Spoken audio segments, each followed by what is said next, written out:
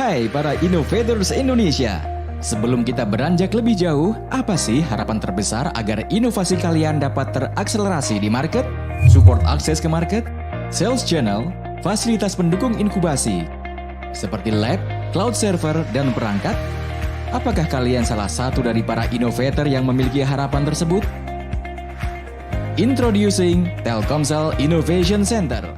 Kalau dilihat dari perubahan, ya pertama kan pastinya tadi ketika kita baru menjadi GoTo, itu kan ada penyesuaian yang harus dilakukan. Yeah. Tadi ini ada 3 perusahaan gitu kan, on demand Gojek, e-commerce Tokopedia, terus sama yang fintech GoTo Financial itu kan jadi satu grup, Yeah. ya kan.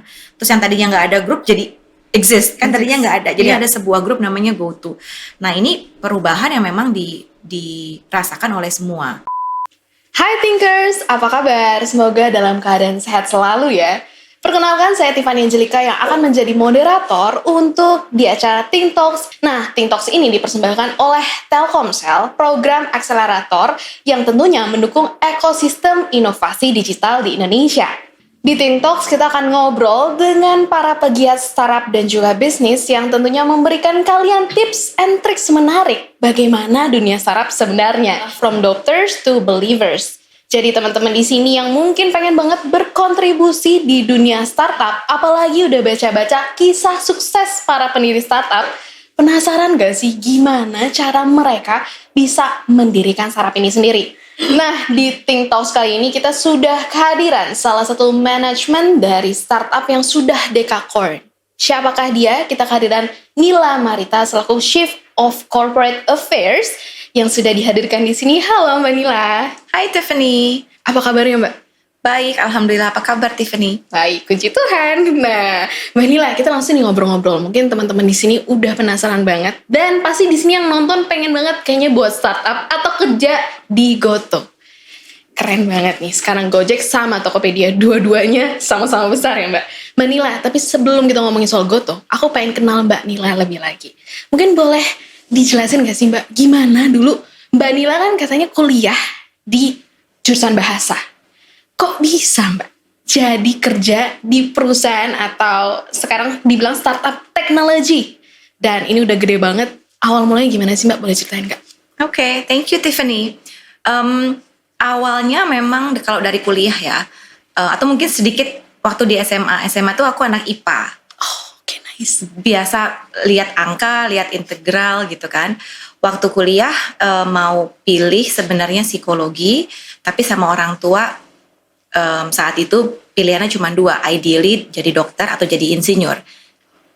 Orang tua kan biasanya gitu ya, mau anaknya jadi dokter atau insinyur. Iya. Karena waktu itu aku berpikir dokter is really not my path of life karena ngelihat darah takut.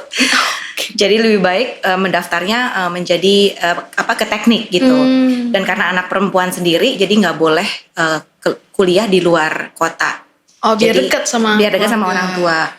Nah, jadi pilihannya waktu itu adalah teknologi, terus FISIP. Nah, pilihan ketiga ini sastra Prancis karena I like the language. Kebetulan UMPTN, saat itu namanya UMPTN ya. Aku SBMPTN. Iya kan? Jadi kayak sebelumnya lagi.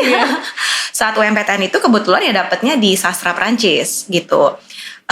Something yang saya suka bahasa Prancis, tapi sebenarnya nggak terlalu familiar karena waktu di sekolah kan cuman belajar kayak 1 jam setiap minggu gitu. Setelah itu lulus, ya cut the story short gitu ya. Waktu lulus itu saya berpikir ingin menjadi anchor TV. Jadi pembawa berita. Jangan, nanti saya digantikan dong. Makanya dulu saya mau jadi kayak Tiffany sebenarnya. Karena saya berpikir masyarakat itu kan butuh sama berita atau cerita-cerita yang penting gitu di dunia gitu kan. Nah, I wanna be the one who deliver the news gitu. Karena substansinya penting dan juga deliverynya juga penting gitu. True. Nah, jadi waktu lulus cita-citanya itu udah melamar ke stasiun TV dan maunya di stasiun TV berita gitu. Tapi ya mungkin juga bagian dari jalan hidup gitu ya. In the middle of the process akhirnya keterima saat itu. Tapi sebelum keterima, kebetulan saya ditawarin sama salah satu owner dari boutique PR company yang memang fokusnya di IPO, di capital market communication gitu. Hal baru juga kan gitu. Nah, karena ini tawarannya cepat, saya pikir juga merupakan challenge yang saya nggak pernah lihat sebelumnya, tapi kayak kelihatannya menarik. Saya akhirnya pindah akhirnya memutuskan ke situ, nggak ngambil kemudian tawaran yang datang dari one of the TV stations gitu. Ya udah dari situ karirnya mulai kebangun menjadi PR, menjadi orang komunikasi gitu. So that's how it started. Oke, menarik ya. Sebenarnya latar belakang itu dari kuliah ke pekerjaan ada kaitannya, tapi mungkin nggak penjurusan banget gitu ya, nggak sama penjurusannya. Tapi nice, aku jadi berpikir iya sih pasti bahasa itu punya logic juga, dan komunikasi butuh bahasa tentunya. Betul. Oke, nah kenapa nih? Kan perjalanan terus kalau nggak salah yang aku baca di Edelman, bener-bener PR banget nih, anak PR banget nih Mbak Nila. Nah ketemu sama Mas Nadiem Makarim tuh di mana sih sampai bisa jadi salah satu bagian dari Goto ini? Oke. Setelah Edelman, saya 7 tahun di Edelman, one of the communication consultant. Setelah itu kemudian juga masih menjadi consultant di communication, terutama memang banyak menghandle krisis. Yes. Nah, kebetulan saat itu waktu ketemu Nadiem dan teman-teman di Gojek itu ketika, kalau Tiffany ingat kan kurang lebih akhir tahun 2015 itu kan sempat ada larangan terhadap ojol. Yes. Iya kan? Karena memang saat itu belum ada aturannya gitu. Sementara saat itu banyak sekali driver-driver yang atau tukang ojek yang pangkalan itu baru bergabung sama kita, because they see it as a new opportunity gitu kan. Nah, ketika ada larangan itu, ya itu kan bisa dibilang sebagai crisis communication juga gitu kan, how we communicate ke publik, kepada driver, dan juga how we manage that internally. Nah, jadi itu merupakan first encounter saya gitu, dimana kita waktu itu diminta untuk bantu Gojek saat itu di akhir 2015. Nah itu ibaratnya dibilang saat pertama kita berkenalan sama Gojek gitu. Nah kemudian ya saat itu kan 2015 tentunya Gojek belum sebesar saat ini, belum menjadi unicorn gitu. Cuman karena kita tahu ya kalau startup kan pertumbuhannya sangat cepat gitu. Nah jadi pertumbuhannya cepat, otomatis kan kompleksitasnya juga bertambah. Nah jadi di situ saya dan teman-teman saat itu sebagai konsultan membantu Gojek gitu untuk komunikasinya Gojek gitu. Saat itu kan timnya juga belum banyak di dalam, jadi fungsi komunikasi itu juga belum ada tuh. Kalau ada juga di bawah marketing saat itu. Yang tadinya simple communicationnya, kemudian karena berkembang, ekspansi di banyak kota, otomatis kan juga banyak reaksi gitu kan. Nah itu juga kita bantu gitu untuk bisa bagaimana mengkomunikasikan, bagaimana mengelola. Saat itu ada pertentangan, kemudian ada resistensi gitu kan. Nah itu kita bareng-bareng lah sama teman-teman semua di Gojek. Nah kalau tugas sehari-harinya berarti kan tadi udah sempat di-mention tuh, gimana cara kita komunikasi ke para Gojek ataupun masyarakat juga pun. Pasti kan masyarakat resah gitu ya, aduh mau naik Gojek takut nanti dipanggil sama abang ojol yang lain, terus neng nggak usah naik itu misalnya kayak gitu kan. Aku takut loh kadang pas awal 2015 itu, karena takutnya ribut kan, berantem kan pasti jemputnya. Nah tugas dari Chief of Corporate Affairs ini sendiri, stakeholdersnya siapa aja sih Mbak, dan kesehariannya apa aja sih yang dilakuin sama Mbak Nila nih? Siapa stakeholder kita bisa dibilang hampir semua ya. Maksudnya di internal jajaran direksi, CEO itu kan menjadi salah satu stakeholder terdekat kita gitu, karena apa yang dikomunikasikan oleh perusahaan pasti juga akan berkaitan sama apa yang menjadi arahan dan visi dari manajemen. Yang kedua juga ke eksternal. Secara langsung maupun tidak langsung kan ya semua menjadi stakeholder kita gitu. Konsumen, mitra, driver dan merchant, terus business partner gitu kan.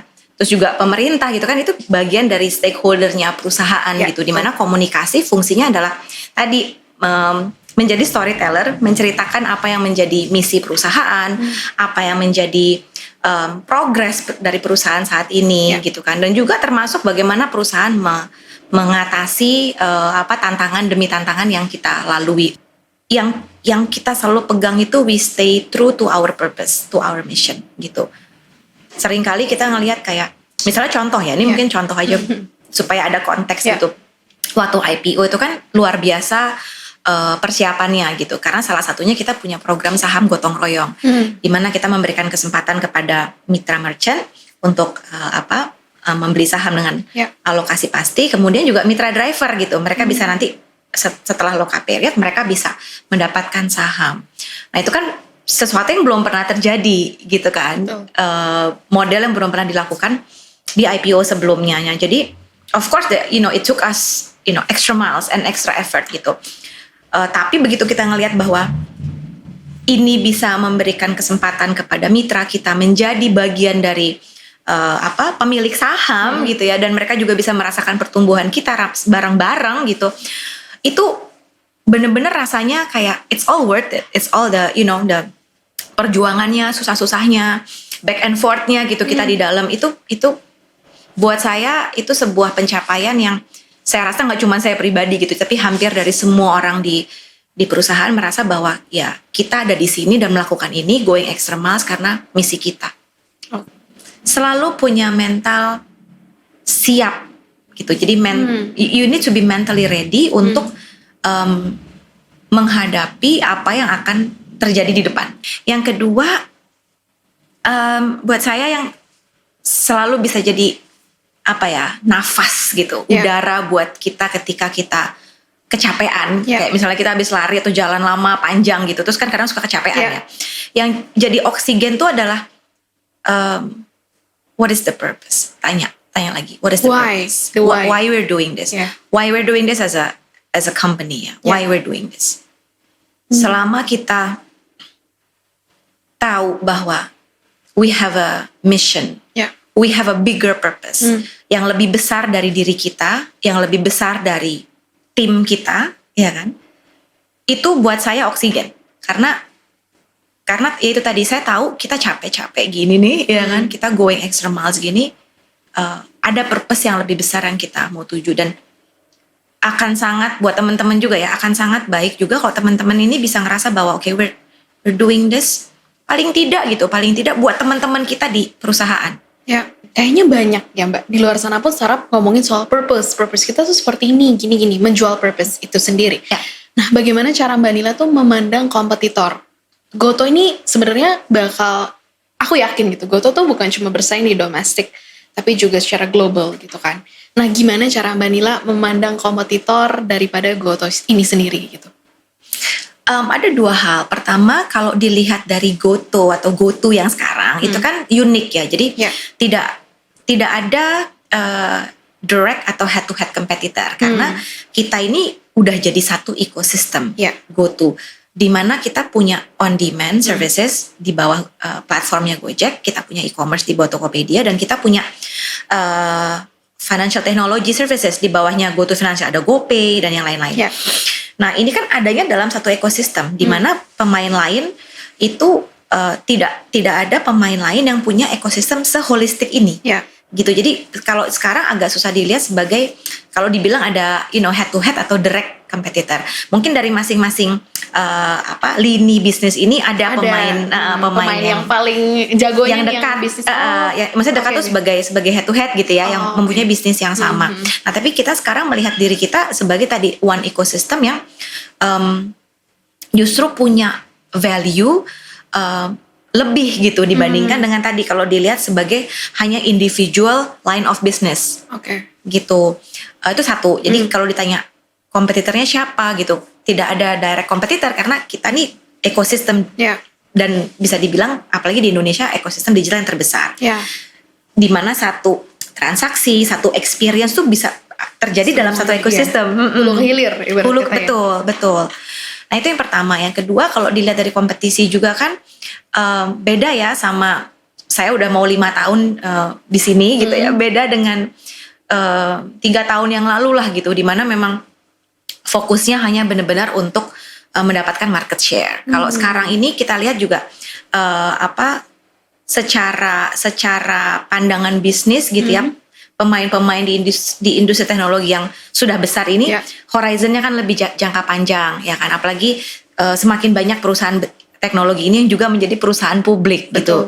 Jadi bagaimana kita membangun path to profitability yang solid, ya kan? Terus bagaimana kita making good progress untuk mencapai itu menurut saya menjadi tujuan atau menjadi fokus dari tiap-tiap perusahaan teknologi ini. Oke. Sama halnya gitu. Jadi Gojek dan Tokopedia ini punya visi misi yang sama, di mana kalau mau disebut gampangnya gitu ya, kita tuh maju bareng-bareng Oke. sama mitra, sama konsumen. Jadi nggak mau maju sendiri gitu. Dan itu yang aku bilang tadi gitu, itu kerasa di how we do our business, how we treat our partners gitu ya.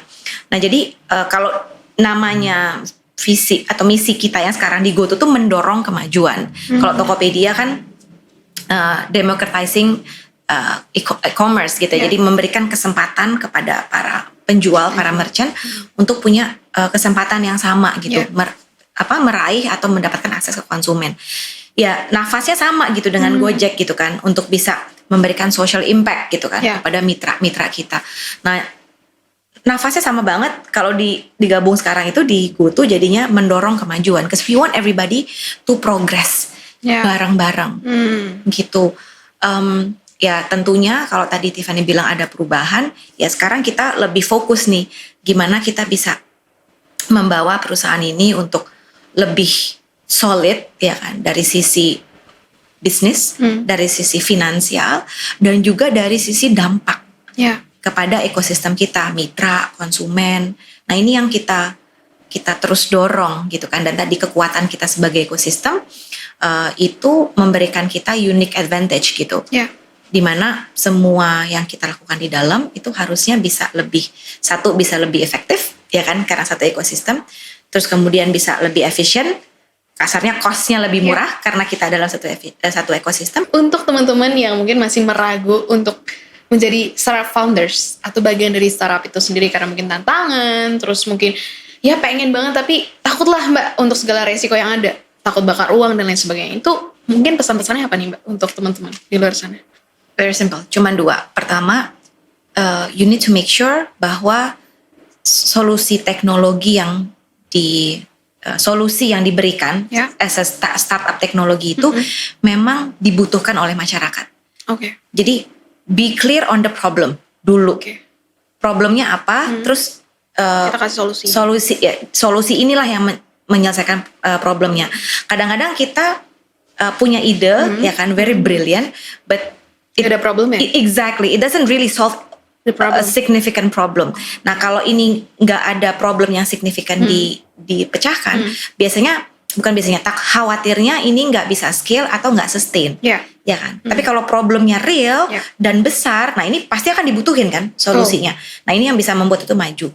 Yang kedua ya, dengan segala tantangan yang ada ya kan, jatuh bangun, dinamika yang dirasakan, pesan saya cuma satu sih, ini agak sedikit kita banget gitu, tapi itu kayak kita live and breathe by it gitu. Mulai aja dulu, pasti ada jalan. Mulai aja dulu ya Mbak ya. Benar. 1 langkah 1000 langkah nggak mungkin nggak ada 1 langkah itu. Jadi betul, harus dimulai. Oke. Itu mulai aja dulu dari Tokopedia kan, itu kan motonya mereka, mulai aja dulu. Pasti ada jalan, itu dari Gojek. Jadi pas banget kan, emang berjodoh gitu. Gimana teman-teman, mungkin ada yang mau cari jodoh mungkin harus pas kayak Gojek dan Tokopedia. Oke, sayang sekali kita harus mengakhiri Think Talks episode ini, From Doubters to Believers, bareng tadi sama Mbak Nila yang sangat inspiratif dan juga membuka wawasan kita bahwa gak ada satupun yang impossible. Jadi kalau teman-teman di sini yang mungkin punya jurusan yang beda banget dari startup, nggak ada IT-nya sama sekali, teman-teman bahkan bisa menjadi salah satu bagian dari startup ini sendiri. Dan tentunya bakal ada episode berikutnya di Think Talks. Saya Tiffany Angelika, pamit undur diri. Sampai berjumpa di Think Talks berikutnya. Dah.